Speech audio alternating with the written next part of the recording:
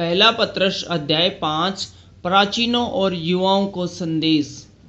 तुम में जो प्राचीन हैं, मैं उनके समान प्राचीन और मसीह के दुखों का गवाह और प्रकट होने वाली महिमा में सहभागी होकर उन्हें यह समझाता हूँ कि परमेश्वर के उस झुंड की जो तुम्हारे बीच में है रखवाली करे, और यह दबाव से नहीं परंतु परमेश्वर की इच्छा के अनुसार आनंद से और नीच कमाई के लिए नहीं, पर मन लगाए कर जो लोग तुम्हें सौंपे गए हैं उन पर अधिकार न जताओ, वरन झुंड के लिए आदर्श बनो। जब प्रधान रखवाला प्रकट होगा तो तुम्हें महिमा का मुकुट दिया जाएगा जो मुरझाने का नहीं।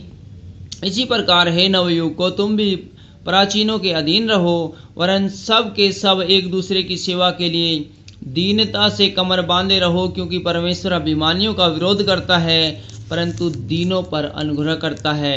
इसलिए परमेश्वर के बलवंत हाथ के नीचे दीनता से रहो, जिससे वह तुम्हें उचित समय पर बढ़ाए। अपनी सारी चिंता उसी पर डाल दो, क्योंकि उसको तुम्हारा ध्यान है। सचेत हो और जागते रहो, क्योंकि तुम्हारा विरोधी शैतान गर्जने वाले सिंह के समान इस खोज में रहता है कि किसको फाड़ खाए।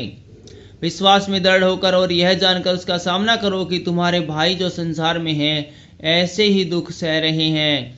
अब परमेश्वर जो सारे अनुग्रह का दाता है, जिसने तुम्हें मसीह में अपनी उन्नत महिमा के लिए बुलाया, तुम्हारे थोड़ी देर तक दुख उठाने के बाद आप ही तुम्हें सिद्ध और सितर और बलवंत करेगा। उसी का साम्राज्य युगानुयुग रहे, आमीन। अंतिम अभिवादन।